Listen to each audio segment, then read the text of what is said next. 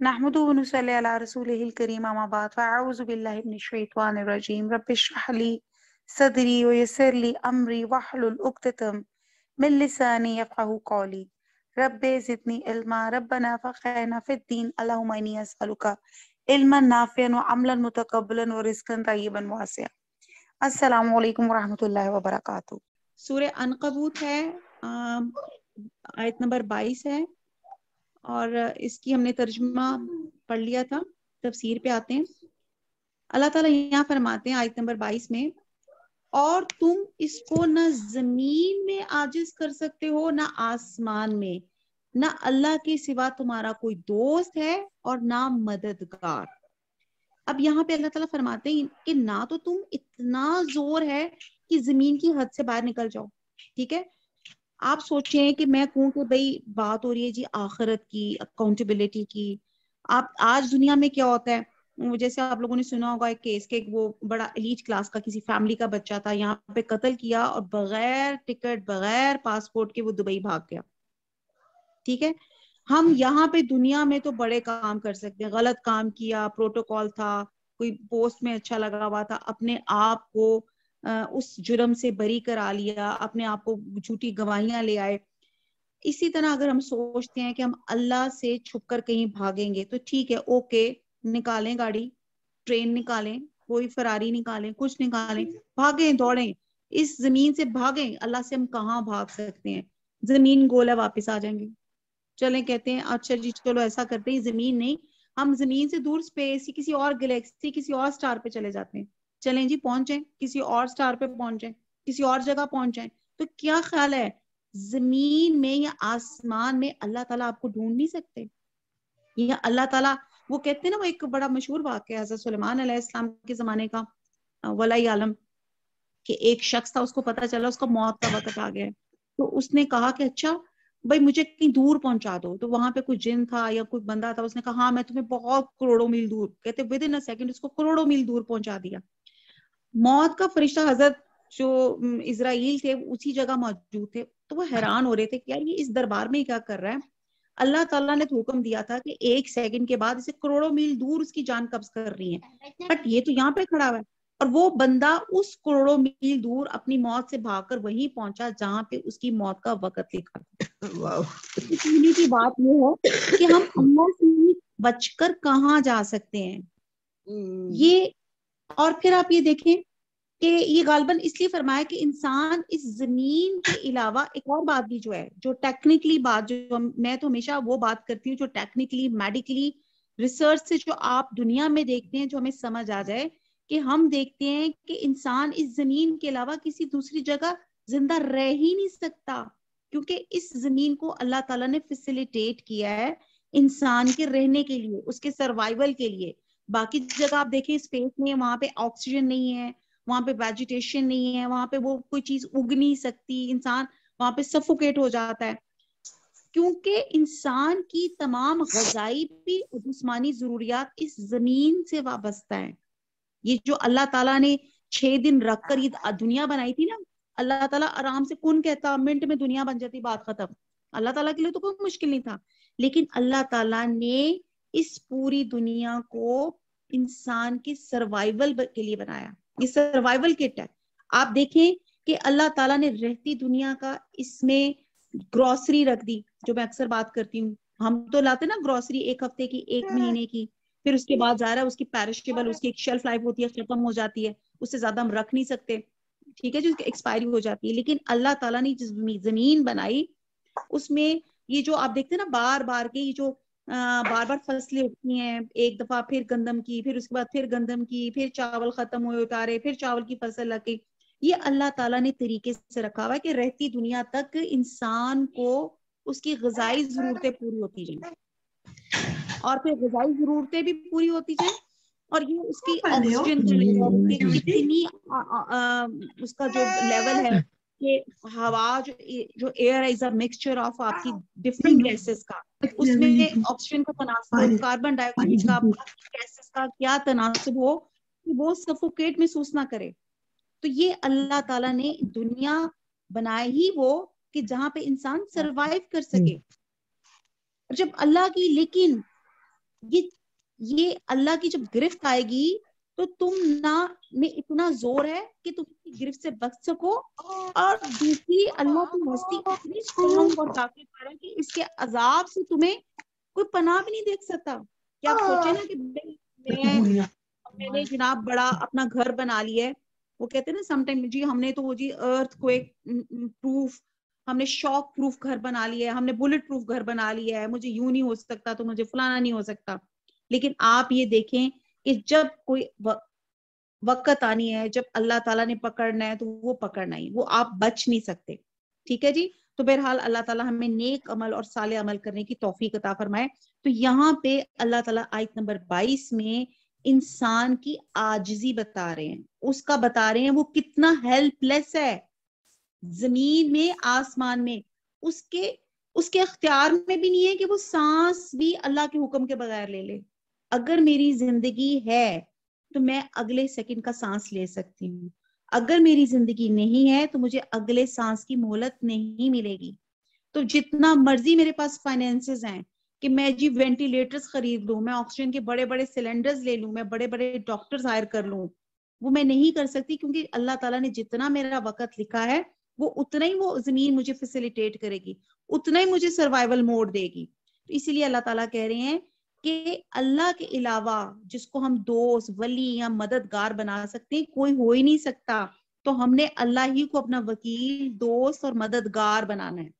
جو یہاں سے ہمیں بات پتہ چلتی ہے. اور انسان ہیلپ لیس ہے، اور ہم نے اللہ سے ہیلپ لیس ہو کے اللہ سے دعا بھی ایسی مانگنی ہے، اللہ میں تیرا عاجز بندہ، میرے اختیار میں کچھ نہیں ہے، جو آپ کی خواہشات ہے آپ نے بنانا ایسی کرنی. اللہ تیرا بندہ، اللہ آپ کی تخلیق، آپ 70 ماؤں سے زیادہ رحیم، آپ میری پریشانی، آپ میرا مسئلہ یہ آپ دور کریں گے، میرے آپ ولی، میرے آپ مددگار. آگے چلتے ہیں آیت نمبر 23.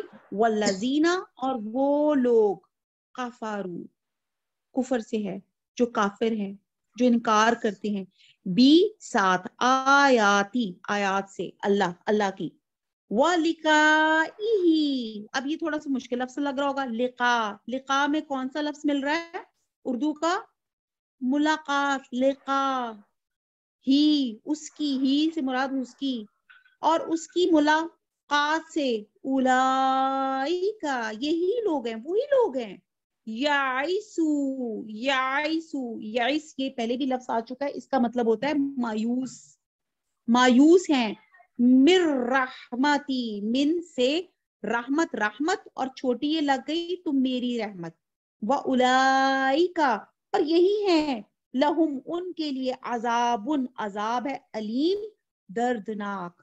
آیت نمبر 23 میں ہے، اور جن لوگوں نے اللہ کی آیتوں سے اور اس کے ملنے سے انکار کیا وہ میری رحمت سے نا امید ہو گئے، اور ان کو درد دینے والا عذاب ہوگا.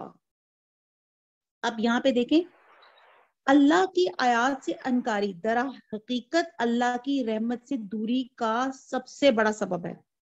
رحمت کا مطلب ہی کیا ہوتا ہے کہ اللہ سے دور ہو جانا. یعنی کہ جو لوگ عقیدہ آخرت، اللہ سے ملاقات اور باس بعد الموت کے منکر ہیں. یہ مشکل تو نہیں لگ رہی ٹرمز؟ باست یعنی کہ موت کے بعد اٹھنے کے منکر ہیں. انہیں رحمت الہی کی امید کیوں کر ہو سکتی ہے؟ کیونکہ وہ اس بات کے قائل ہی نہیں ہے، وہ بلیو ہی نہیں کرتے اس بات پہ کہ اللہ یہ سب کچھ ہونا ہے، آخرت ہونی ہے، اللہ سے ملاقات ہونی ہے، یہ اللہ تعالیٰ مرنے کے بعد بھی اللہ تعالیٰ اٹھائیں گے. لہٰذا وہ آخرت میں اللہ کی رحمت سے محروم اور مایوس ہی رہیں گے. پہلے یہ بتایا جا چکا ہے کہ جو لوگ اللہ سے ملاقات کی امید رکھتے ہیں انہیں یقین رکھنا چاہیے کہ ان کی موت جلد ہی آنے والی ہے. یہ ایک آیت کا مفہوم ہے، یعنی موت کے فوراً بعد اللہ کی رحمت اسے اپنی آغوش میں لے لے گی. یہ دیکھیں یہ کتنی خوبصورت ایک آیت کو بیان کیا گیا ہے. اور تو یہاں پہ جو ہمارا آخرت کا آج کا جو ٹاپک تھا، بہت کچھ ہے اگر آخرت پہ بات کی جائے، لیکن ابھی میں سٹیپ بائی سٹیپ وہ آیات پہ جو بات کی جا رہی اسی پہ بات کی جا رہی ہے کہ جن لوگوں نے اللہ کی آیتوں سے انکار کیا. آیتوں سے یعنی کہ اس قرآن، یہ قرآن کیا ہے؟ وہ کہتے ہیں نا کہ جس کا دل چاہتا ہے اللہ سے باتیں کرے وہ قرآن پڑھنا شروع کر دے. تو بہرحال تو یہاں پہ یہ ہے کہ جسے اللہ کی ملاقات پہ یقین نہیں کہ وہ ڈے آف اکاؤنٹیبلٹی والے دن یہ اللہ مرنے کے باتیں بعد، کرے گا جب قرآن پڑھیں گے ہم، اور ہم نے باتیں ہاں کرنی ہو تو نماز پڑھ لیں. جی جی شاباش، بالکل ٹھیک بات کی انہوں نے.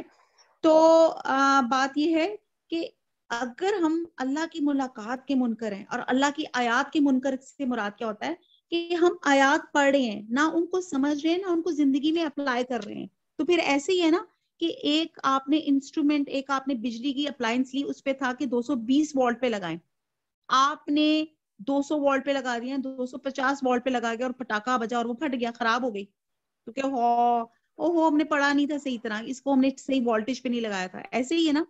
تو ہماری وولٹیج، اللہ کے ساتھ کنیکشن، ہماری وائر جو ہے وہ اس کتاب کے ساتھ لگی ہوئی ہے. اگر ہمارا اس کے ساتھ وولٹیج، ہمارا اس کے ساتھ تعلق پراپر نہیں ہوا، سنکرائز نہیں ہوا، تو پھر ہم بھی پھٹ سکتے ہیں.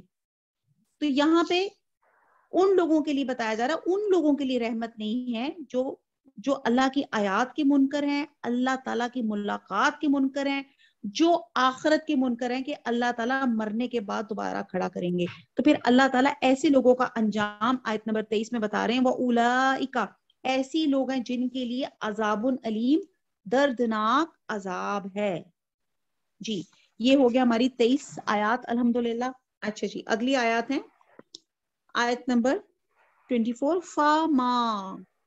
فا پس ماں نہیں. پھر میں بتا دوں، کہیں ماں کا مطلب نہ آتا ہے، کبھی اس کا مطلب جو آتا ہے، آپ نے کانٹیکس کے مطابق آپ نے اس کا ترجمہ کرنا ہوتا ہے. فا ماں پس نہ، کانا تھا، جوابا اردو میں بھی جواب، قومی ہی قوم، اور ہی اس کی قوم کا، اللہ مگر، ان یہ کہ، کالو جیسے کال کہتے ہیں نا اردو کا لفظ، کہا انہوں نے، اقتلوہ، اس ورڈ کی فارمیشن پہ غور کریں، قاف ت اور لام، قتل، اور ہو اس کو، قتل کر دو اس کو، او یا حرقوہ. اچھا جی اب یہاں پہ ایک نیا ورڈ ہے حرق، اس کو آپ انڈر لائن کر لیں. ابھی تک ہم نے جو لفظ پڑھے نا، ایک میں بدا اور ایک یہ، ان دو الفاظ کو یاد کر لیں تو آپ کا ابھی تک آپ کو بغیر آپ کو محنت کے آپ ایزیلی اس کی ٹرانسلیشن بھی کر سکتے ہیں. حرقوہ جلا دو اس کو، ٹھیک ہے جی، حرق جلا دو ہو اس کو، فانجاہ، اس کو بھی توڑ لیں، فا میں نے پس، انجا نون اور جی نجات، اور ہو اس کو، پھر نجات دی اس کو، کس نے؟ اللہ نے، من النار، من سے نار کہتے ہیں آگ کو، انا بے شک، فی میں، ذالکا یہ، اس میں، لا آیاتن البتہ نشانیاں ہیں، یؤمنون جو لوگ ایمان لائے. با محاورہ دیکھتے ہیں آیت نمبر 24. تو ان کی قوم کے لوگ جواب میں بولے تو یہ بولے کہ اسے مار ڈالو یا جلا دو، مگر اللہ نے ان کو آگ کی سوزش سے بچا لیا. جو لوگ ایمان رکھتے ہیں ان کے لیے اس میں نشانیاں ہیں. اب آپ کو یہ سمجھ آ رہا ہے کہ ہم چل رہے تھے، حضرت ابراہیم علیہ السلام سے بات شروع ہوئی تھی، اور حضرت ابراہیم کی بات کرتے کرتے ہم آخرت کے ٹاپک پہ آ گئے، جس میں اللہ تعالیٰ ہمیں یہ تاکید کر رہے تھے، ہمیں فوکس کر رہے تھے کہ اللہ پہ ایمان کے ساتھ آخرت پہ ایمان لانا ایک امپورٹنٹ اور کمپلسری ہے. ہمارا ایمان مکمل نہیں ہوتا. بے شک ہم نے جنت، دوزخ اللہ سبحانہ تعالیٰ نہیں دیکھے، لیکن ہمارا ایمان ہے کہ ہم ان پر یقین رکھتے ہیں. تو یہ ہمارا آخرت ایمان سٹرونگ کر کے اب اللہ تعالیٰ کی آپ حکمت دیکھیں. اب ہم بات جا رہے ہیں حضرت ابراہیم علیہ السلام کی طرف جا رہے ہیں. اب وہاں پہ کیا ہوا تھا؟ حضرت ابراہیم علیہ السلام کی قوم کی بات کی جا رہی ہے. تو ان کے قوم کے لوگ جواب میں بولے کہ اسے مار ڈالو یا جلا دو. یعنی کہ جب اللہ حضرت ابراہیم کو نے جب ان لوگوں کو اللہ کی وحدانیت کا پیغام دیا، مگر اللہ نے ان کو آگ کی سوزش سے بچا لیا، اور جو لوگ ایمان رکھتے ہیں اس کے لیے ان کے لیے اس میں نشانیاں ہیں. ٹھیک ہے جی. حضرت ابراہیم علیہ السلام کے حالات کے درمیان میں آیت نمبر جیسے میں نے ابھی بتایا 19 سے لے کے آیت نمبر 23 تک اللہ تعالیٰ کا اپنا کلام ہے جس میں توحید اور آخرت پہ کچھ اللہ تعالیٰ نے آرگومنٹس پیش کیے ہیں. اب ہم دوبارہ حضرت ابراہیم کی بات پہ آ گئے. حضرت ابراہیم علیہ السلام کے دلائل توحید کا جب قوم ابراہیم سے کوئی جواب نہ بن پڑا تو وہ اوچھے ہتھیاروں پہ آ گئی. اور یہی باطل پرستوں کی جو لوگ نگیٹ کرتے ہیں نا, جو کرٹکس ہوتے ہیں, جب ان کو کوئی نہیں نہ بنتا تو وہ اوپر سے آ کے پڑھتے ہیں. آپ دیکھ لیں, آپ اپنے رشتوں میں اپنے تعلقات میں دیکھیں کہ جو لوگ جن کو آرگومنٹ سے کوئی بات نہیں نہ بتانا آتے وہ اوپر سے آ کے پڑھتے ہیں کہ جی تو ہی غلط ہے بھائی, تو نے ایسا کیا کیوں. تو یہاں حضرت ابراہیم علیہ السلام کے ان کے بتوں کو توڑنے پھوڑنے کا یہاں پہ یعنی کہ ان آیات میں تھوڑا سا یہ واقعہ ہم نے کہیں اور پڑھا ہے. اور یہاں پہ اللہ تعالیٰ نے جیسے اللہ تعالیٰ نے ایک ہی پیغمبر کا واقعہ کا کچھ اسپیکٹ سورت کے کچھ حصے میں رکھ دیتے ہیں اور کچھ اس کا اسپیکٹ جو ہے وہ کسی اور میں رکھ دیتے ہیں. الحمدللہ ایک جو ہے سورہ یوسف میں جو تھی حضرت یوسف علیہ السلام کا پورا, جس کو ان کو اسی لیے احسن القصص کہا جاتا ہے کہ بہترین قصہ ہے کہ تمام باتیں ون ٹو آل ایک ریدمیٹک طریقے سے اللہ تعالیٰ نے وہاں پہ سٹیپ بائی سٹیپ بتا دی. باقی جتنے بھی واقعات نبیوں کے آئے ہیں بار بار کسی صورت میں کچھ اسپیکٹ ذکر ہے, کسی میں کچھ ذکر ہے. تو یہاں پہ بھی بتوں کے توڑنے کا ذکر نہیں کیا جا رہا, اور یہاں بات یہ کیا جا رہا ہے کہ جب ان کی قوم کو جواب نہیں بن پڑا. ٹھیک ہے جی. اب یہاں پہ بھی میں تھوڑا سا ان شارٹ تھوڑا سا حضرت ابراہیم علیہ السلام کا تھوڑا سا ہم بات کر لیتے کہ حضرت ابراہیم علیہ السلام جو تھے اللہ کے رسول تھے. ٹھیک ہے جی. ہم لوگوں نے پڑھا ہے کہ دنیا میں 1,24,000 کم و بیش پیغمبر آئے, اور اللہ تعالیٰ نے وہ پیغمبر کیوں بھیجے؟ تاکہ وہ قوم جب کوئی ایک بستی بہت زیادہ نافرمانی اور سرکشی میں بڑھ جاتی ہے تو پھر اللہ تعالیٰ ان کی ہدایت کے لیے وہ اللہ تعالیٰ کا چارٹر, اللہ تعالیٰ کے احکامات لے کر وہ آتے ہیں لوگوں کو بتانے کے لیے, اور خاص طور پہ جب شرک بہت زیادہ ہو جائے. تو یہاں پہ ان کو یہاں پہ ایک اور چیز ہم دیکھتے ہیں کہ رسول اور نبی میں کیا فرق ہے. 1,24,000 نبی ہیں. ہر رسول نبی ہو سکتا ہے پر ہر نبی رسول نہیں ہو سکتا. ٹھیک ہے جی, کنفیوز مت ہوں. رسول جو ہیں بعض جو اسکالرز ہیں جو بتاتے ہیں وہ کچھ یوں بتاتے ہیں کہ شاید 313 سے 15 تک ہیں. واللہ عالم میں غلط ہو جاؤں تو اللہ مجھے معاف فرمائے. اچھا, اب فرق کیا ہے رسول اور نبی میں؟ رسول اللہ تعالیٰ ایک پرٹیکولر ایریا پہ بھیجتے ہیں. جب اللہ تعالیٰ کسی انسانوں میں سے کسی کو نبی, اللہ تعالیٰ رسالت پہ اللہ تعالیٰ عہدے پہ فائز کرتے ہیں, اور پھر خاص طور پہ اس کو نبی بنا کے جب ایک خاص علاقے کی طرف اپوائنٹ کرتے ہیں کہ اس جگہ جا کے اللہ کا پیغام پہنچاؤ, تو وہ رسول کہلائے جاتے ہیں. اور پھر جب رسول بن جاتے ہیں تو پھر اللہ تعالیٰ ان کی زندگی کی بھی حفاظت کرتے ہیں. یعنی کہ وہ اللہ تعالیٰ وہ تو ایک ٹپیکل جو ایک فزیکل جو ایک ٹائم آنا ہے موت کا وہ تو آئے گا, لیکن اللہ تعالیٰ ان کی جو دشمنوں کی سازشیں یا عذاب ہے ان سے اپنے رسولوں کو بچا کے رکھتے ہیں. اب یہاں پہ حضرت ابراہیم علیہ السلام کی بات ہو رہی تھی. ان شارٹ میں تھوڑا سا ان کا یہ پھر بتا دوں, جیسے ہم نے کل حضرت نوح کا بھی تھوڑا سا ایک پریسی سٹائل میں ہم نے ان کا واقعہ پڑھا تھا. تو حضرت ابراہیم علیہ السلام کوئی چھوٹے ہی بچے تھے, کوئی 10-12 سال کے تھے. تو وہ بڑے حیران ہوتے تھے. حیران کیا ہوتے تھے؟ یہ حیران ہوتے تھے کہ وہ دیکھتے تھے کہ ان کے جو والد ہیں, اچھا یہاں پہ بھی اسکالرز کہتے ہیں کہ وہ ان کے والد ہی تھے, ان کے چچا تھے جن کا نام آزر تھا. وہ بت فروش تھے اور بت شکن یعنی کہ شکن نہیں بت بناتے تھے اور بت بیچتے تھے, یعنی کہ اسکلپٹ کرتے تھے اور پھر ان کو بیچتے تھے. تو وہ دیکھتے تھے تو بڑے حیران ہوتے تھے. اور اللہ تعالیٰ نے ان کی, جیسے اللہ تعالیٰ جب کسی بندے کو چن لیتا ہے نا اپنے نبی رسالت کے لیے, تو اس کے اندر بہت فہم اور بہت سی اس کے اندر غور و فکر ڈال دیتا ہے. تو وہ کہتے ہیں کہ وہ دیکھا, وہ غور و فکر کرتے تھے دن اور رات کے آنے جانے میں. رات ہوئی تو انہوں نے دیکھا ایک چمکتا ہوا تارا نظر آئی. آپ کو کسی اور آیت میں کسی اور جگہ آپ کو یہ واقعے کا یہ اسپیکٹ نظر آئے گا. تو انہوں نے کہا واؤ کتنا روشن ستارہ ہے, یہ میرا رب اتنا برائٹ تو ایک رب بھی ہو سکتا ہے. لیکن اس کے بعد دیکھا کہ اس کی جگہ چاند آ گیا. چاند, اس نے کہا یہ تو اس سے بھی زیادہ برائٹ ہے. اس نے کہا اوہ یہ چاند یہ میرا رب. پھر اس کے بعد رات ہوئی اور جب صبح ہوئی تو جب سورج نکلا تو انہوں نے کہا وہ سورج نکلا ہے, یہ تو اس سے بھی چاند سے بھی زیادہ برائٹ, تو یہ میرا رب. اور پھر جب سورج غروب ہو گیا تو پھر ان کے ذہن میں آئی کہ یہ کیسا رب ہے کہ جو غروب بھی ہو جاتا ہے. یہ رب کی ڈیفینیشن میں پورا نہیں اترتا.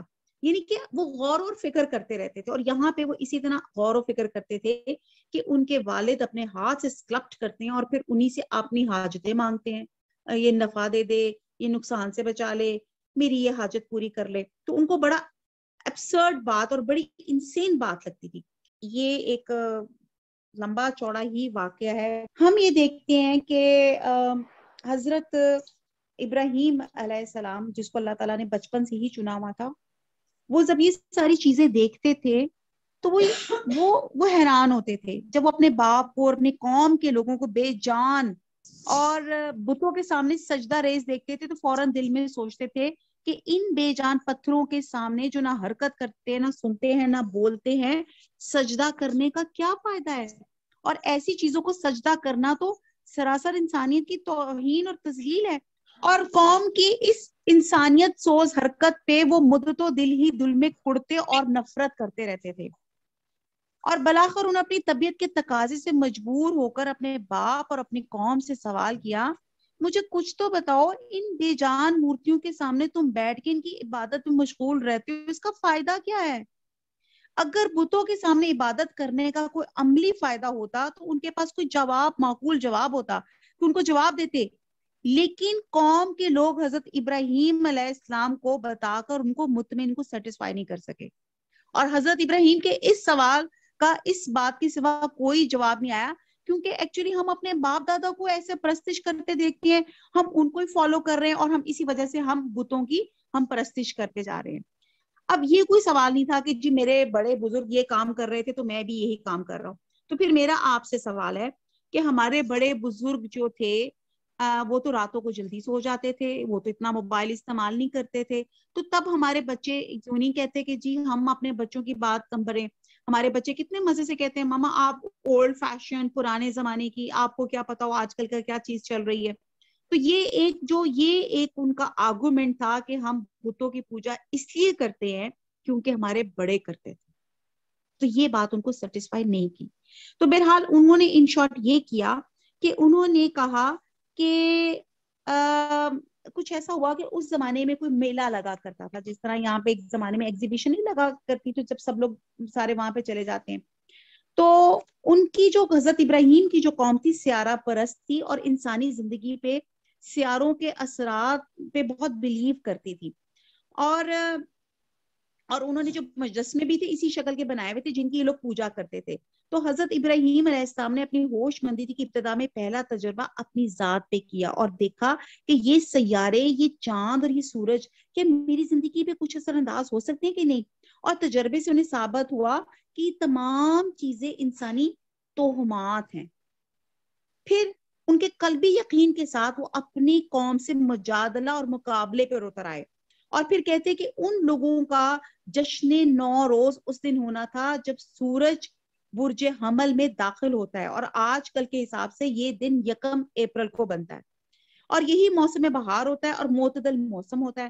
جشن نوروز پہ جب سب لوگ جانے لگے تو پہلے اپنے بتوں کے سامنے نظر و نیاز کی مٹھائیاں رکھی, پھر بت خانے کو جانے لگے تو حضرت ابراہیم علیہ السلام کو بھی اس میلے میں شمولیت کی دعوت دی. تو آپ نے آسمان کی طرف نگاہ دوڑائی جیسے سیاروں کی چال دیکھ رہے ہیں اور کہہ رہے اوہو میں تو بیمار ہوں, لہٰذا مجھے ساتھ لے جا کے آپ اپنا جو ہے نا انجوائمنٹ خراب نہ کریں, مجھے یہیں پہ رہنے دیں.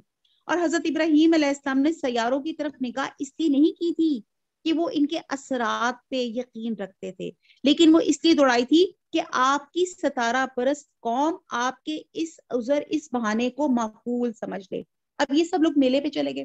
اب حضرت ابراہیم کے لیے سنہری موقع تھا.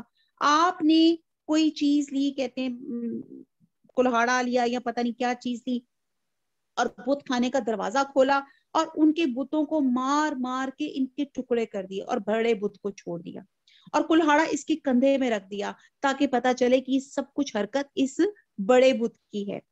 اور اب یہ ہوا کہ ظاہر ہے حضرت ابراہیم علیہ السلام نے اس کے بڑے بت کے کندھے پہ کلہاڑا رکھ کے بتانا یہ چاہ رہے تھے کہ یہ لوگ سخت مشکل کے وقت بڑے بت کی طرف رجوع کرتے ہیں. ٹھیک ہے. تو جب یہ لوگ میلے سے واپس آئے اور جب انہوں نے اپنے مشکل کشاؤنی کے جن کو سو کال وہ اپنے بت اور اپنے حاجت کہتے تھے یہ ہمیں تمام پرابلم سے بچا لیں گے, انہوں نے جب ان کو ٹوٹا پھوٹا ان کی خستہ حالی دیکھی تو ان کے خیال بھی نہیں آیا کہ بڑے بت کے کندھے پہ کلاڑا ہے تو شاید اس بڑے خدا نے چھوٹے خداؤں کو تہس نہس تو نہیں کر دیا, کیونکہ وہ جانتے تھے بت تو اپنی جگہ سے, یعنی کہ یہ افرم تھا ان کے دماغ میں کہ بت تو ہم نے اپنے ہاتھوں سے بنائی تو ہل بھی نہیں سکتے تو توڑ پھوڑ کا کام کیسے کر سکتے ہیں.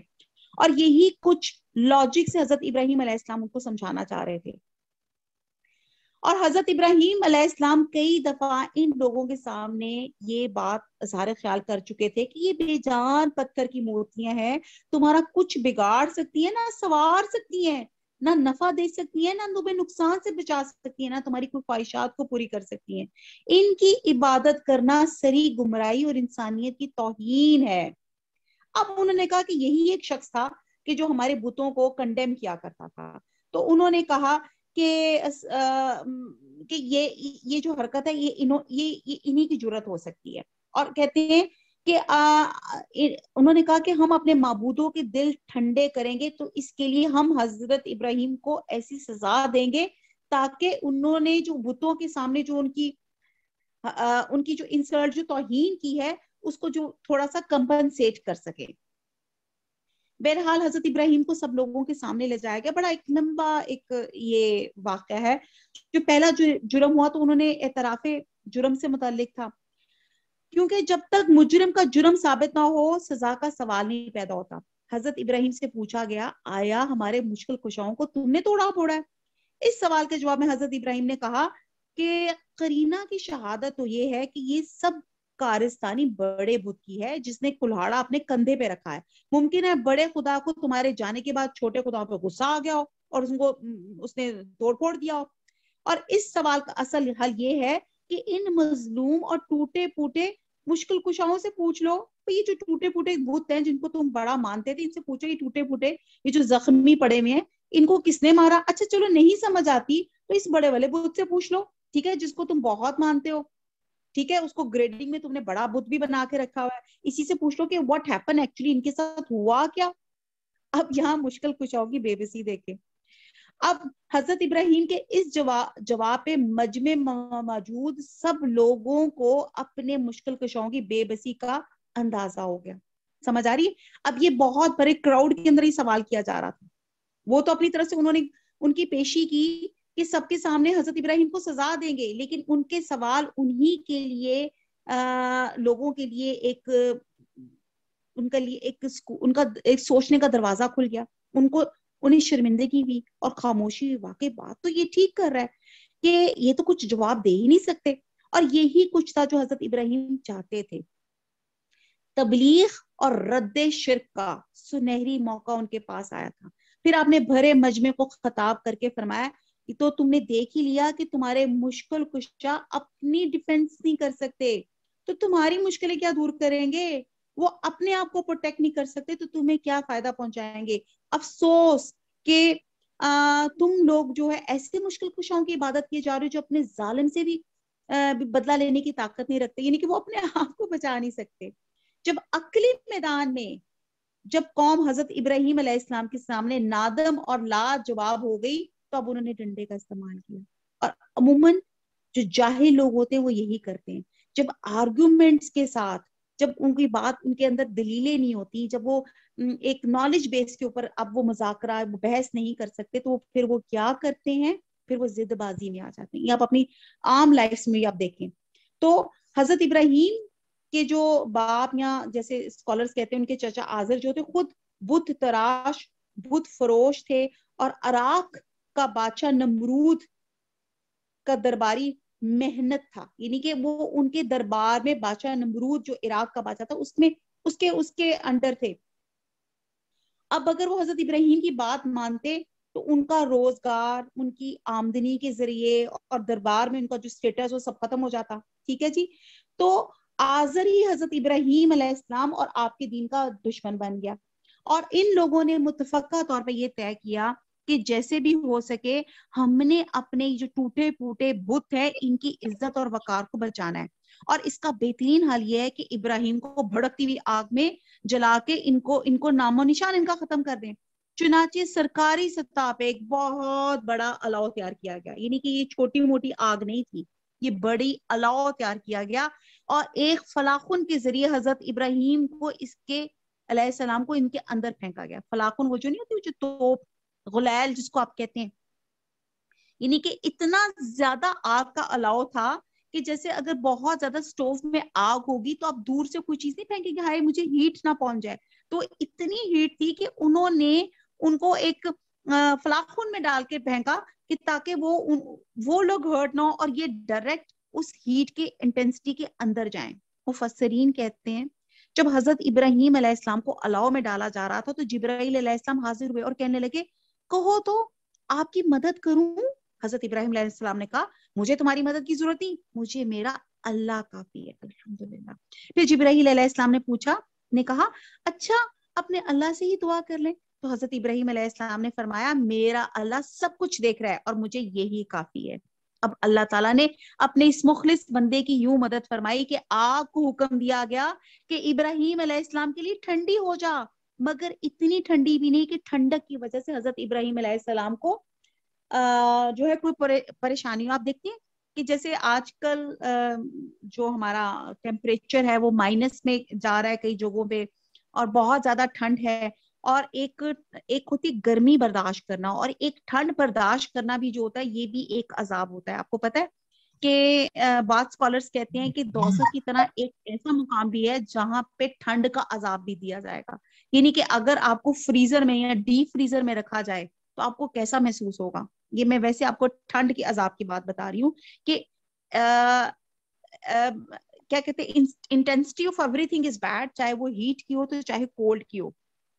تو اللہ تعالیٰ نے آگ کو کہا کہ ابراہیم کے لیے ٹھنڈی ہو جا، مگر اتنی ٹھنڈی بھی نہیں کہ ٹھنڈک کی وجہ سے حضرت ابراہیم علیہ السلام کو کوئی بھی ہارم پہنچے، ٹھیک ہے، اور حضرت ابراہیم علیہ السلام آگ کے درمیان صحیح اور سالم رہ سکے۔ اب یہ آگ جو تھی کئی دنوں میں تپائی گئی تھی، یعنی کہ ایک آدھ دن کی بات نہیں تھی، کچھ گھنٹوں کی بات نہیں تھی، الاؤ تھا جس کو کہتے ہیں نا بون فائر، بڑی فل، اور حضرت ابراہیم علیہ السلام بھی کئی دن اس آگ میں رکھا گیا مگر آپ کا بال بھی بیکا نہیں ہوا، اور کہتے ہیں کہ جو رسیاں سے آپ کے ہاتھ باندھے گئے ہوئے تھے، جسے آپ کو باندھا گیا ہوا تھا، وہ جل گئی مگر آپ کے جسم کو کچھ گزند، کچھ ہارم نہیں پہنچا۔ اور اسکالرز کہتے ہیں کہ حضرت ابراہیم علیہ السلام نے بعد میں فرمایا کہ وہ دن کیا آرام اور راحت کے تھے جب میں آگ میں رہا تھا۔ سبحان اللہ۔ اب آپ دیکھتے ہیں سبحان اللہ۔ یہ ظاہر ہو گیا کہ یہ بات آؤٹ آف روٹین، آپ بھی سوچیں تو یہ بالکل ہم ایکسپٹ ہی نہیں کر سکتے کہ ایک چیز آگ کے اندر ہے اور وہ سلامت ہے۔ آگ کو اگر ہم دیکھیں، اس کی فزیکل پراپرٹیز دیکھیں تو آگ کے اندر ایک کیمیکل یا اس کی انٹینسٹی، اس کی ہیٹ ایسی ہوتی ہے کہ ہر چیز کو جلا کے بھسم کر دیتی ہے۔ اب اللہ تعالیٰ نے، کیونکہ آگ بھی اللہ کی پیدا کرتا ہے، اللہ تعالیٰ نے وہ جو پراپرٹی تھی آگ کی اللہ تعالیٰ نے سلب کر لی۔ اب آپ کو سمجھ آ رہی، کیونکہ یہ ایک معجزہ تھا، آگ وہ رسیاں جل گئیں لیکن حضرت ابراہیم علیہ السلام آل فائن، وہ بالکل اللہ تعالیٰ نے ان کو ٹھیک ٹھاک رکھا۔ اب یہ معجزہ کرنا تھا، اللہ تعالیٰ کے لیے کسی سبب کرنے کے لیے کچھ چیزوں کی ضرورت نہیں ہوتی، اللہ تعالیٰ کن فرماتے ہیں تو وہ کن ہو جاتا ہے، کیونکہ اللہ تعالیٰ تمام فزیکل قوانین کے، فزیکل لاز کے خالق نہیں ہے۔ تو اللہ تعالیٰ پہ ہے کہ اللہ تعالیٰ نے اس وقت آگ کا وہ جو فزیکل اس کے جو پراپرٹیز تھیں، اس کی جو کریکٹرسٹکس تھی، اس کو فوراً اس وقت ایگزیمپٹ کر دیا۔ اللہ تعالیٰ نے وہ فزیکل لا آگ کا چینج کر دیا، لہٰذا اللہ اور قرآن پر ایمان لانے والوں پہ قطعاً یہ فرض نہیں کیا گیا کہ وہ ہر دور کے لوگوں سے قرآن کے مضامین کو منوا کے چھوڑیں، ٹھیک ہے جی۔ تو بہرحال بات یہ کی جا رہی ہے کہ اللہ تعالیٰ جو ہے خالق حقیقی ہے، وہ اللہ تعالیٰ نے یہ معجزہ کیا، اور حضرت ابراہیم علیہ السلام آگ سے بچے رہے اور آگ ابراہیم علیہ السلام سے بچی اور ہٹی رہی، یعنی کہ آگ میں پڑنے کے باوجود دونوں نے ایک دوسرے کو چھوا نہیں۔ اب سوال یہ ہے، یہ تو پھر معجزے کی صورت ہوگی کہ آگ کے الاؤ میں پڑنے کے باوجود نہ آگ نے آپ کو چھوا نہ آپ نے آگ کو چھوا۔ اور یہی کچھ ہم کہتے ہیں کہ جیسے وہ کہتے ہیں نا کہ مشرک تو اپنے معبودوں کی گستاخی جو وہ تو بدلہ لینے چاہ رہے تھے۔ علینا الا البلاغ سبحانك اللهم وبحمدك نشهد لا اله الا انت نستغفرك ونتوب اليك والسلام علیکم ورحمۃ اللہ وبرکاتہ۔